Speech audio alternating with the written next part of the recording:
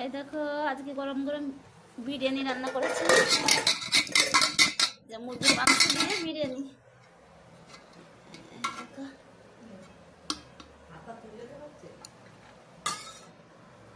পরপর আমি গামলায় তুলে নেব।